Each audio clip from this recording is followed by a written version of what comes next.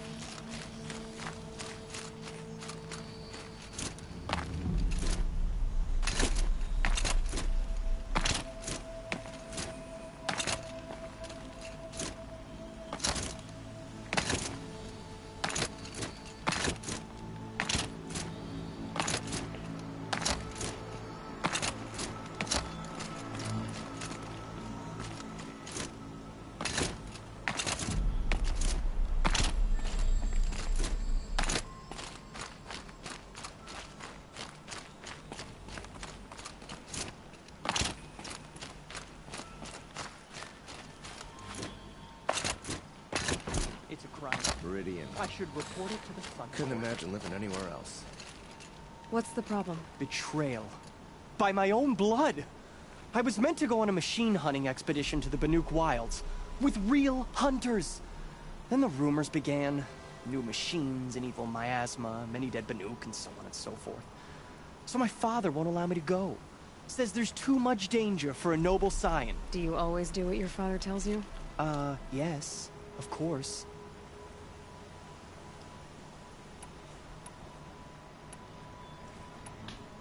Have you ever actually hunted machines? I've had our bearers carry a lance horn for me to shoot at. Its movement was fearfully realistic. What kind of new machines? That's exactly it. My father doesn't even know. He only heard whispers in the Sun Court. And the evil miasma? Who knows what those tent-dwelling savages consider evil? Or a miasma. I just want to hunt, honestly. Why even give me a sword for my 16th year? What's a sword for, if not for brandishing? Hunting in the Banuk Wilds. Do you mean Banur? Oh, no. That's so far from the sun's light. The expedition would be swallowed up. It's a place they call the Cut. Something of a no-man's land from, you know. The war? But now it makes for excellent hunting. There's a pass through the northeastern mountains.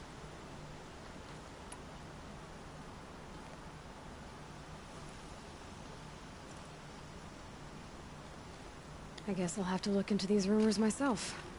It's beyond the Grave Horde, past the northeastern mountains. You can't mean to go alone to that sun-forsaken place.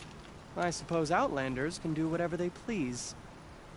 By the sun, if only I wasn't born noble! Yeah, sounds tough.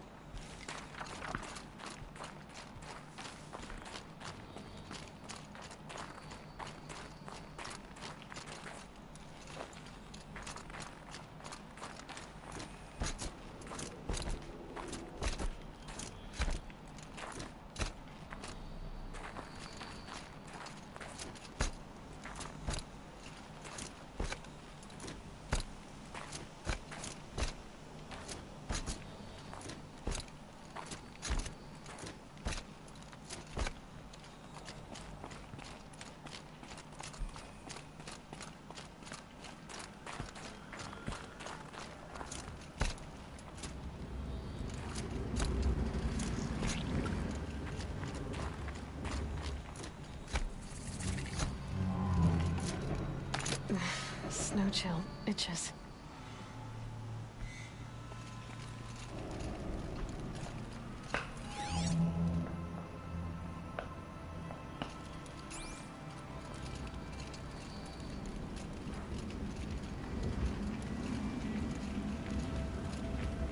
This must be the pass Raviv was talking about, with Banuk territory just above.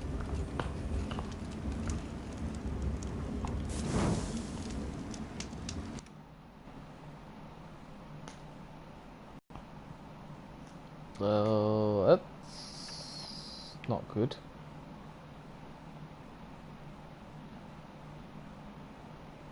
Right, here we go.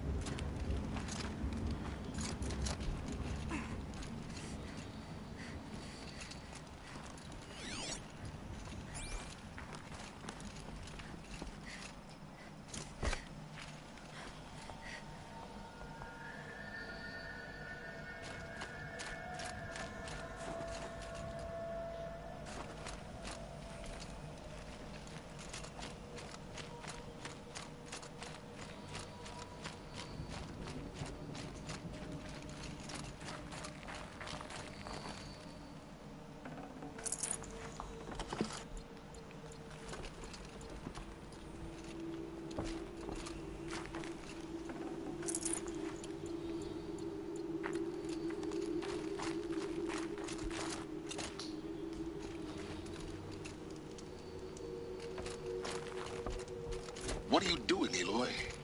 This path leads to the cut. The Banuk have nothing to offer besides useless mysticism. The Eclipse won't stand idle while you waste time playing in the snow. Return to your desk. Surprised you're still checking up on me. I thought you had moved on. Well, forgive me for still being concerned with the fate of the world. I was thinking, Banuk shamans thread blue cables through their skin, right? Kind of like someone else we know, huh? So maybe the real reason you want me to stay clear of the Banuk is to stay clear of your past. It's not the past that concerns me, Aloy. It's the future. Or possible lack thereof. Which is why you should stop prattling and get back to what matters. But as usual, you'll do as you wish. Touchy.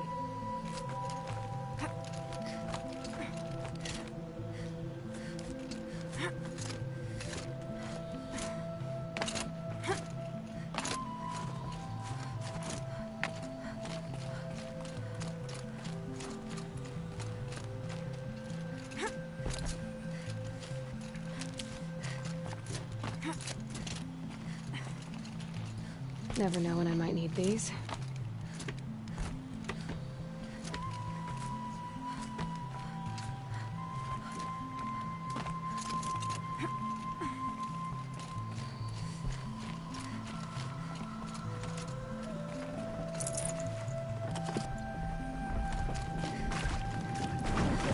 This one's a new predator. I can see the heat coming off it.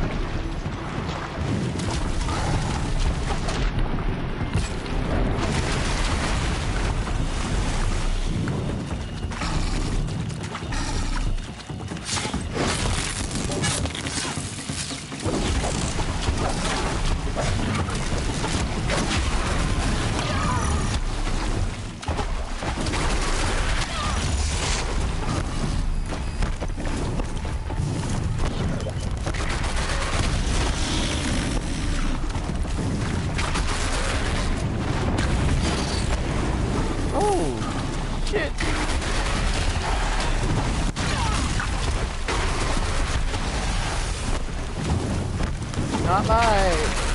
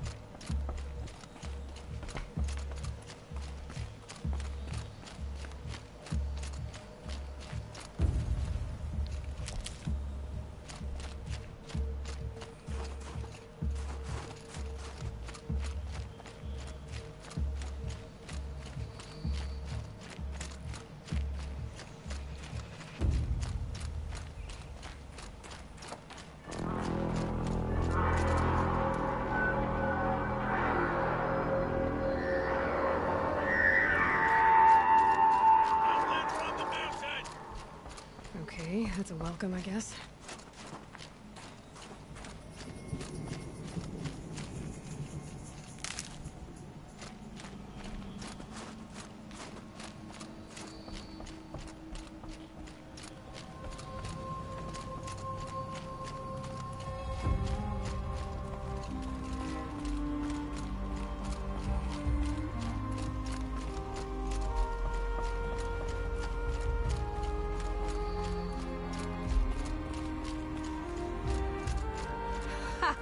You sure you'll be warm enough up here, Nora? I've worked up a sweat from the climb.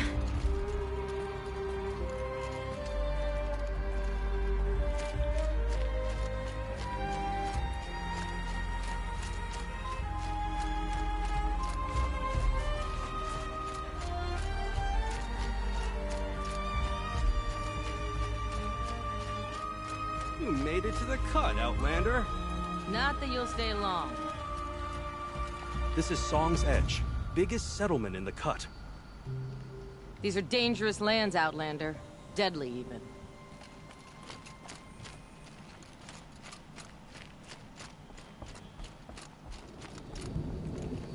Smoke rising from the mountain. And the village, too. What's it for?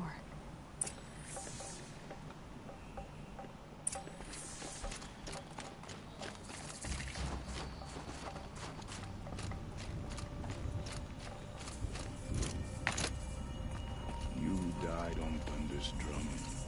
Your songs will not be forgotten. In times like these, we must not forget the importance of ceremony.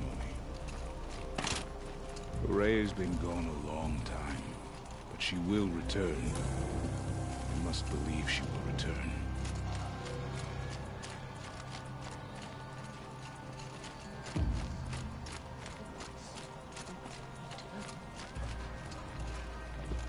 If Aratak means to go back to the mountain, and I will stand with him.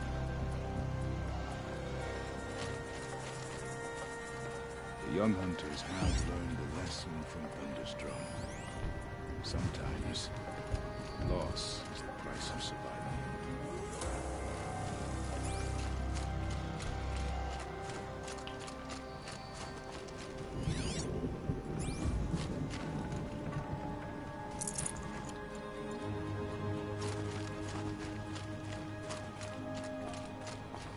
Must be something big going on. Most of the village is moving towards that smoke.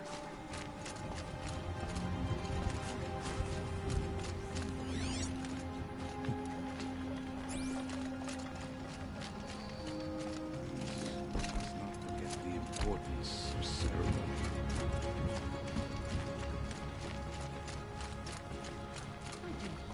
Hunter's blood is in Aratak's hands.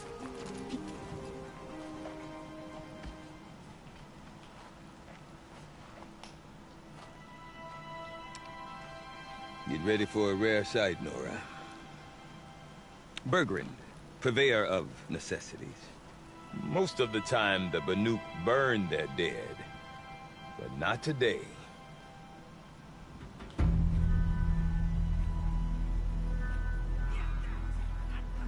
Because the bodies couldn't be recovered. Aye, a nasty business. All their best warriors lost. So they're getting a different kind of send-off.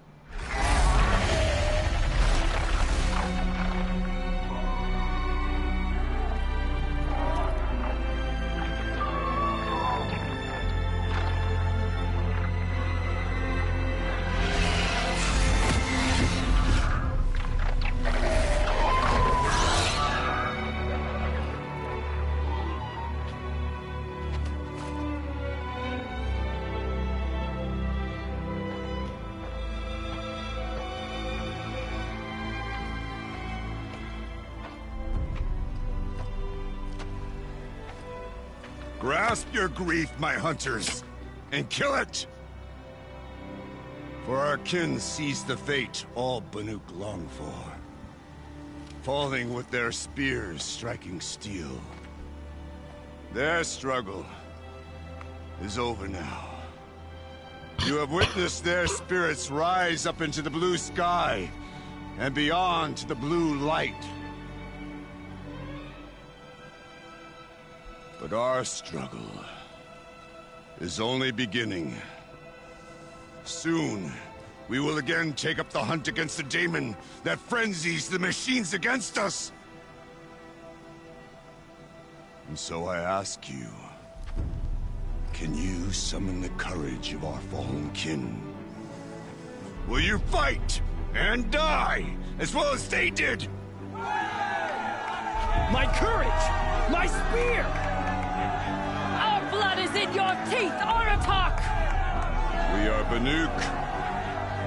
Our enemies. Our prey.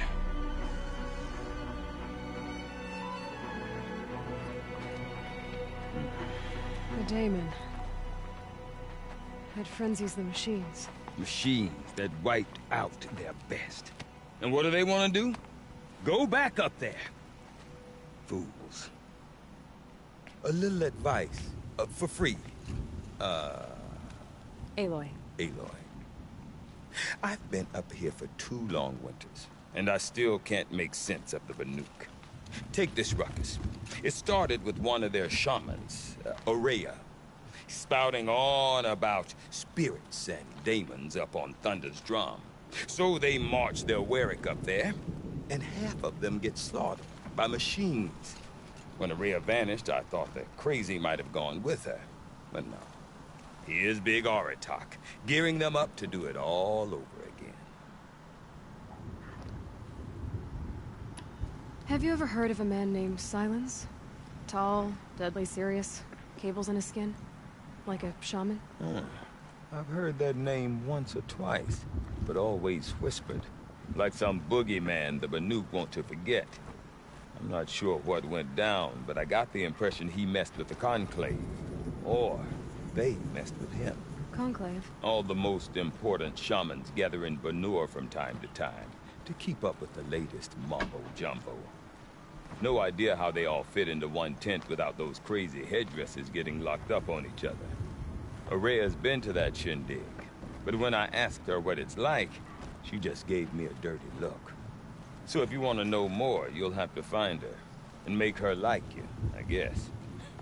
Good luck. What is it about the Banuk you can't make sense of? Well, everything's a test to them. A hardship to endure. A challenge to survive. Seems like they don't have much of a choice in a place like this. Yeah. A land cold enough to crack teeth. Filled with wild animals. You'd think they'd accept a little reasonably priced aid. Well, believe me, I've tried to convince them. But a Banuk with nothing left to prove might just lie down and die. And Aurea is the one who spoke about this daemon? That's right. Told Aratak and the others that it lives up on Thunder's drum. And they believed him. But you don't. Look, I don't know what Aurea found up there. A shaman's not going to talk to an outlander.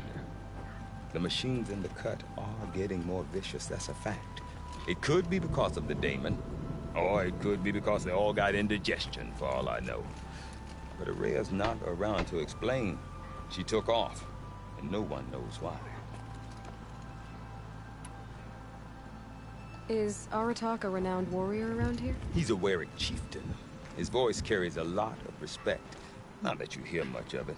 Man talks about as much as a dead fish. But when he and Aurea came to town with their Warwick, it drew more Banuk to this little burg than I'd ever seen. Know what else I saw, Aloy? My own little trade route, stretching all the way back to the claim. Then, he goes and leads them off to their death at the claws of angry machines.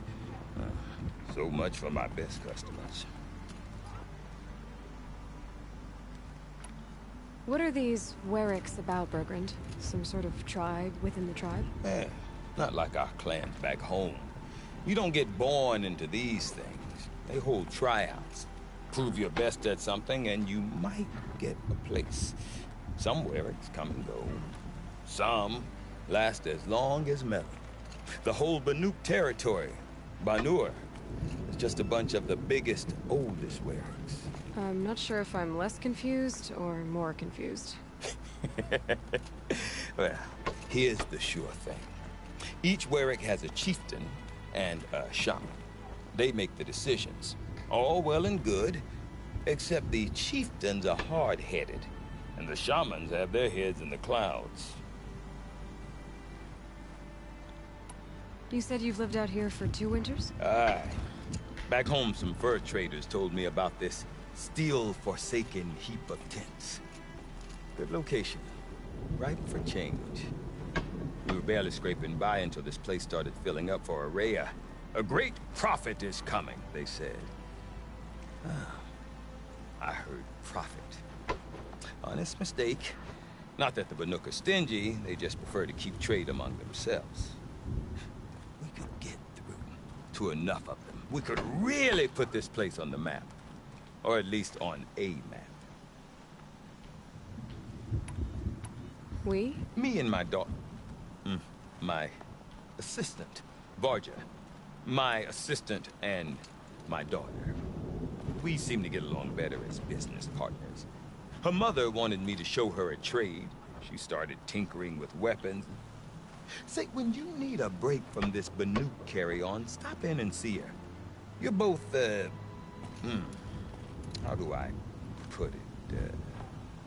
Women? No. Independent. Look for her at Long Notch, the easternmost Banuk camp. I want to know more about this Damon. It's crazy talk, Aloy. Or there's something to it. Something connected to how the machines behave. Then, you need to find Araya. She was last seen headed for the mountains they call the Ice Rafts. I've heard only the shamans know the trail beyond those frozen peaks. But I do know where you could find her apprentice, Naltuk. He went north of the river, chasing rumors. Rumors?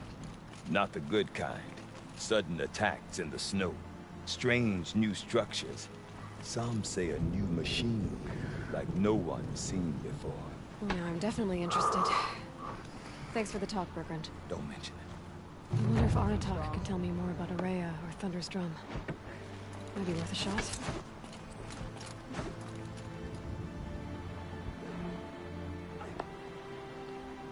I do not want to hear this talk from you again.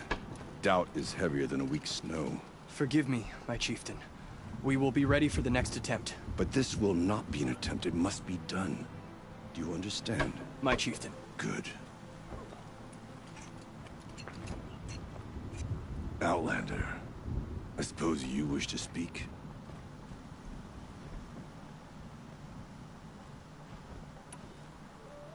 This Damon you talked about. If you are hardy enough, you can venture out and see the signs yourself. It has changed the machines, made them fiercer, stronger. But what is it? A matter for the shamans to debate. Araya knows about this Damon.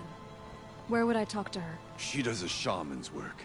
That is not for the eyes and ears of others. Certainly not an Outlander's.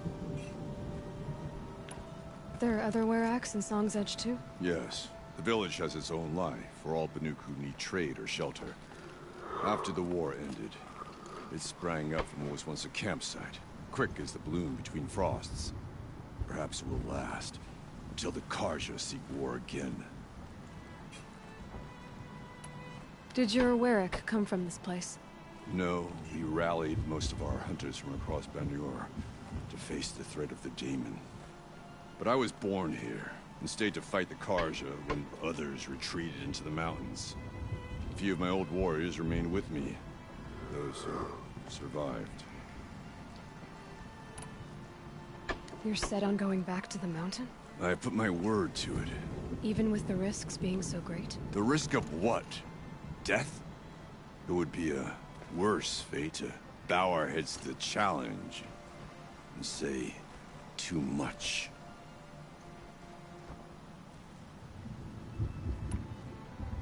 Well, I guess that's it then. Good. I prefer deeds to words. Right.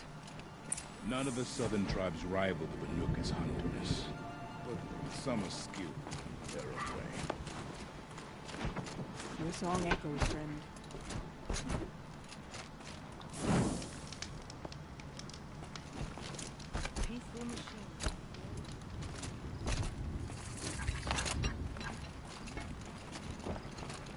deep in. Sorry, Thyroid.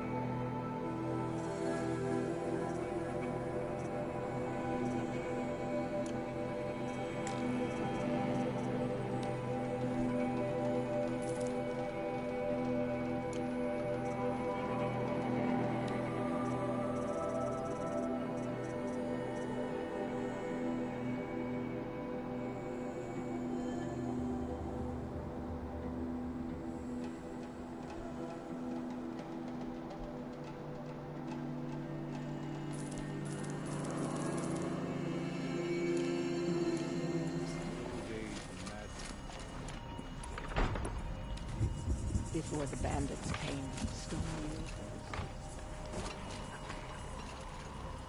you. You seem sad, stranger. I heard you mention a flood? Yes. A sudden deluge, without rain or melt to explain it. I'm Lelai, the drummer of Deep Din. Or at least I was, until it disappeared under the waters. Deep Din. What's that? A hollow, carved out by the old ones. A chamber, a basin, and a musical instrument all at once. My life, my calling. I'd explain it by playing for you if I could. But its pipes are deep under the water now. So Deep Din is a place, and a musical instrument? Yes. Pipes that carry a perfect tone beneath a sonorous basin. A wondrous edifice the old ones used to carry music far and wide. During the war, my father played the pipes to rally the Banuk against the Karja. I'm the drummer now, but our battles are few and far between. Mostly I play for the joy of it, or to remember my family. Of course, if the waters don't recede, what's the point of joy? Or remembering? So the waters came fast. One day it was dry. The next, the nearby river had risen and the entire basin was flooded. I don't understand it.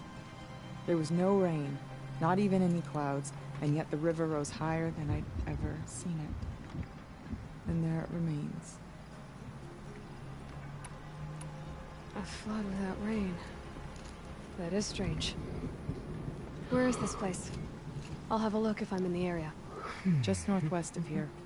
Look all you like, but I don't see what good it'll do. The floodwaters aren't going anywhere. How does one ask a river to relent?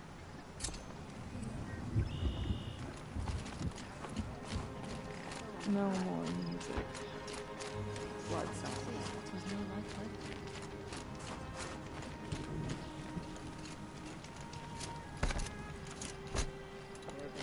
Competitions at the Frost Figures for generations, not far from the frozen calm. When the old ones were fresh in their graves and our numbers were still small, it was she who led us through the frozen wastes. We also remember the ravenous tribe, who delighted in sucking the marrow from our broken bones. Everywhere Banukai and her Werak fled, the ravenous tribe were never far behind.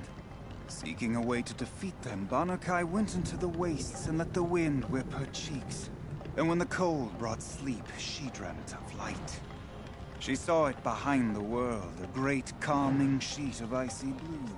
And she saw something new. Herds of machines, each filled with the same blue light. When she woke, she knew which star to follow. She walked for many days and nights until she arrived at a temple built from sparkling ice. At the gates of the temple, she was met by the machines from her dream, who bowed to her as she entered. Inside, Banukai discovered the blue light bubbling from a hole in the snowy earth like a spring. You bid me come, she said. My people need aid. Will you provide it? The machines whispered to Banakai. We go where the light goes. For we are its chosen vessels. There is darkness in your heart. It cannot hold the light for long. Carry it to your people if you must. But the cost will be great. Banakai waded into the pool. The light reared like a nest of snakes and struck Banakai, piercing her skin, filling her up. Banakai did not scream, though she was in agony. Banakai did not collapse, though her limbs shook. She climbed from the pool and carried the light inside her. She marched toward home, and the machines marched behind her. As she walked, the light struggled to push its way out of her, but the machines were there to aid her. She sewed her body shut with their cables, patched herself with their metal, and kept the light within. When she arrived, the forces of the ravenous tribe had surrounded the camp. Although the light had left her with 1,000 wounds, Banakai charged. And because she held the light, the machines followed. The ravenous tribe killed many, but those in camp rushed to join the battle. They gathered pieces of the fallen machines and from them fashioned weapons. And it was with these that Banakai's people repaid the suffering the ravenous tribe had wrought upon them. When quiet descended, Banakai finally fell. The machines bowed their heads, and her werak wept. The light she'd held within her drifted from her wounds and rose to the sky. And for just a moment, before life left her, Banakai knew the truth of the blue light. And she felt peace. We remember Banakai, the first to crawl from the cave beneath the world, who brought the machines to us. When we speak the name of our tribe, we remember her. And we will not forget.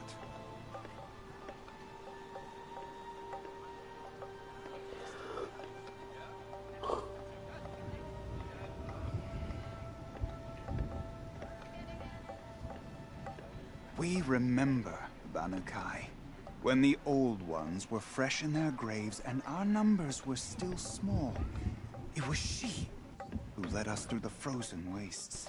We also remember the ravenous tribe, who delighted in sucking the marrow from our broken bones. Everywhere Banakai and her werak fled, the ravenous tribe were never far behind.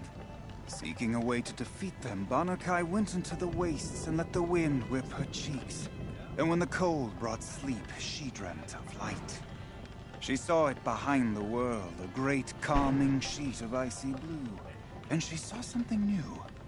Herds of machines, each filled with the same blue light. When she woke, she knew which star to follow. She walked for many days and nights until she arrived at a temple built from sparkling ice. At the gates of the temple, she was met by the machines from her dream, who bowed to her as she entered. Inside, Banakai discovered the blue light bubbling from a hole in the snowy earth like a spring. You bid me come, she said. My people need aid. Will you provide it? The machines whispered to Banakai.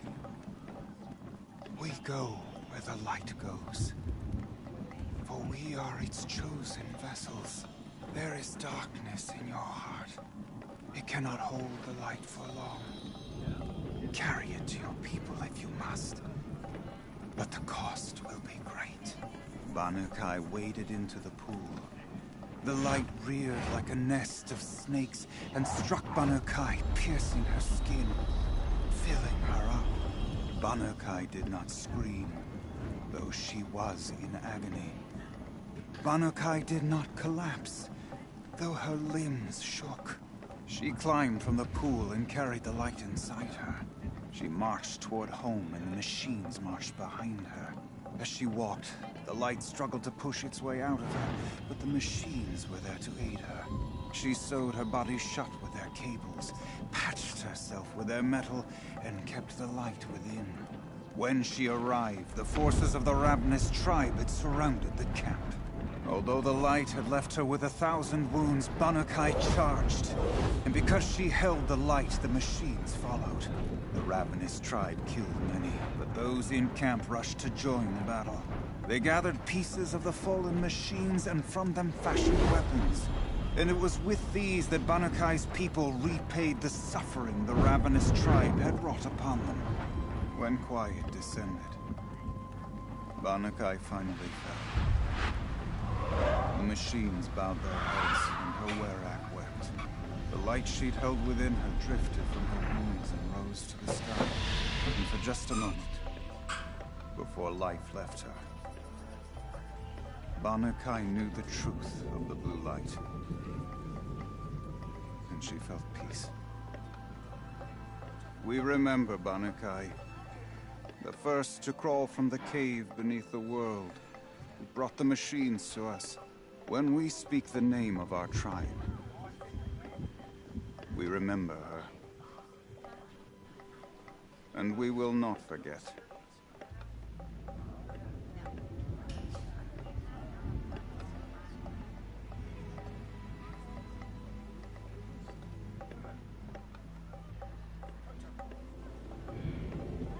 We remember Bannukai.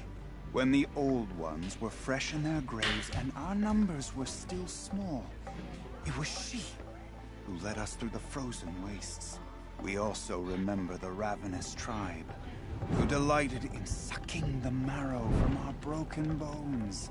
Everywhere Bannukai and her werak fled, the ravenous tribe were never far behind. Seeking a way to defeat them, Bannukai went into the wastes and let the wind whip her cheeks. And when the cold brought sleep, she dreamt of light. She saw it behind the world, a great calming sheet of icy blue. And she saw something new. Herds of machines, each filled with the same blue light. When she woke, she knew which star to follow. She walked for many days and nights until she arrived at a temple built from sparkling ice. At the gates of the temple, she was met by the machines from her dream, who bowed to her as she entered. Inside, Bannukai discovered the blue light.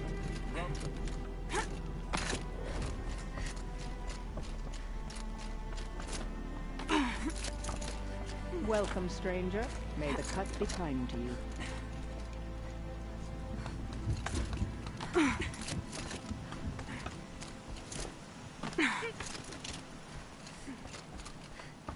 Stay out of our way, Outlander. We have enough worries.